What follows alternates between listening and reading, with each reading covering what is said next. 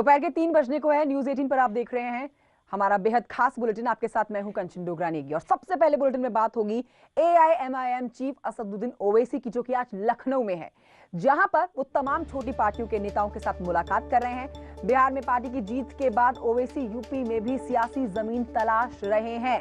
जी हां, यूपी में छोटी पार्टियों से गठबंधन की कोशिश की जा रही है असदुद्दीन ओवैसी के द्वारा। आज उन्होंने भारतीय सोहेलदेव पार्टी के नेता ओम प्रकाश राजभर से मुलाकात की है, पहली मुलाकात उनकी। इसके अलावा वो शिवपाल सिंह से भी मुलाकात करेंगे। ओवैसी से मुलाकात के बाद राजभर ने कहा कि सभी छोटे दल मिलकर 2022 में विधानसभा का चुनाव लड़ेंगे।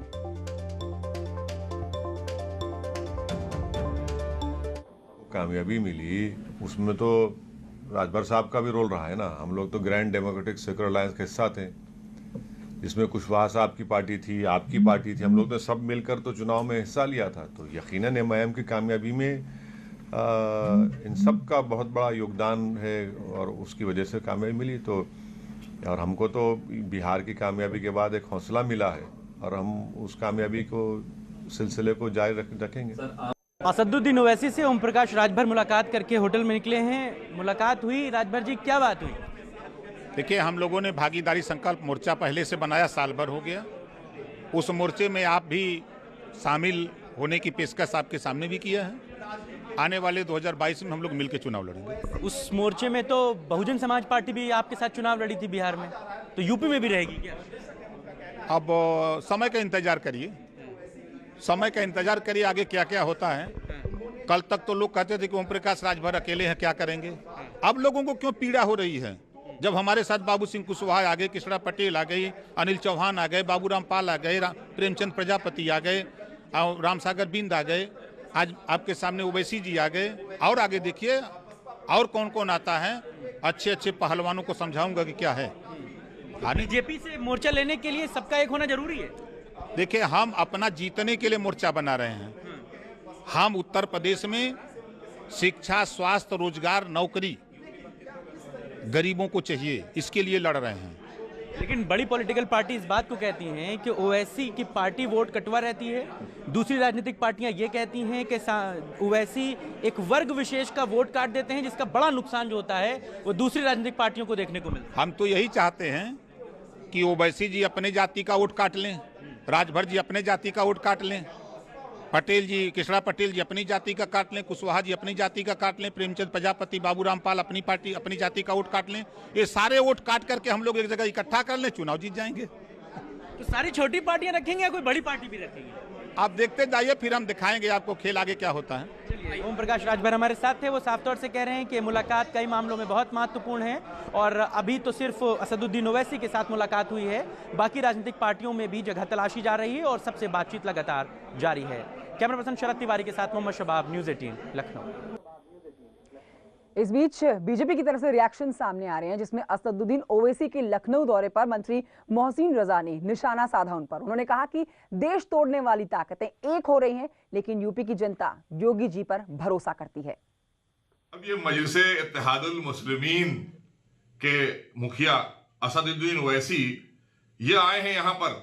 इससे पहले भी कल केजरीवाल जी ने कहा है, तो इन सबको चाहिए कि ये साथ आ जाए ना, देश बांटने वाले लोग जो देश का बंटवारा चाहते हैं, जो 370 नहीं चाहते हैं, जो सीए नहीं चाहते हैं, जो एनआरसी नहीं चाहते हैं, जो हमारे यहाँ दंगे कराते हैं, जो दंगा कराने वाले लोग हैं, इनको चाहिए ये सब एक प्लेटफॉर्म पर आ जाएं। और भारतीय जनता पार्टी सबका साथ, सबका विकास और सबके विश्वास की नीति पर काम कर रही है।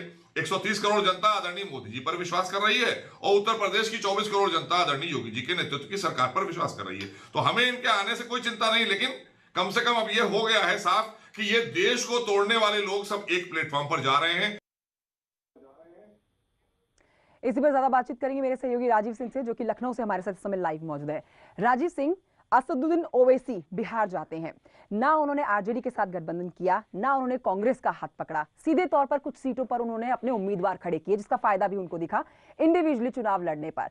लेकिन अब यूपी में उनकी स्ट्रैटेजी समझनी होगी।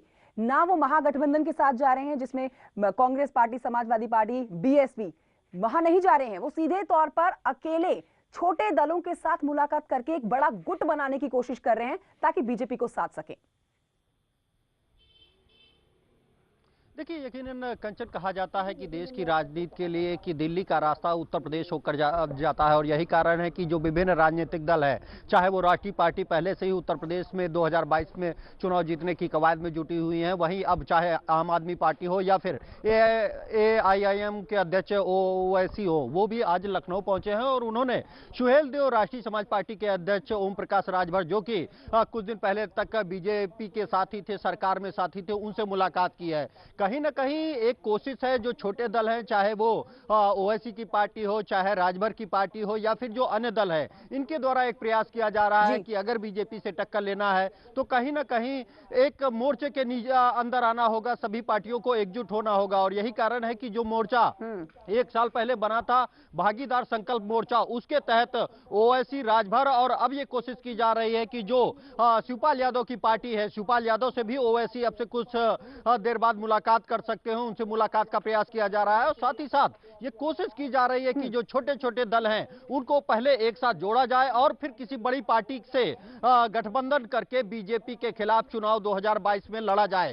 ठीक है राजीव, 2022 जल्दी के से अपडेट किया, मतलब इसका आपके कहने का मतलब ये है कि छोटे दलों को अपने दल में लाके बड़ी पार्टी के साथ गठबंधन करने की मंशा है, यानी कि असदुद्दीन ओवैसी की।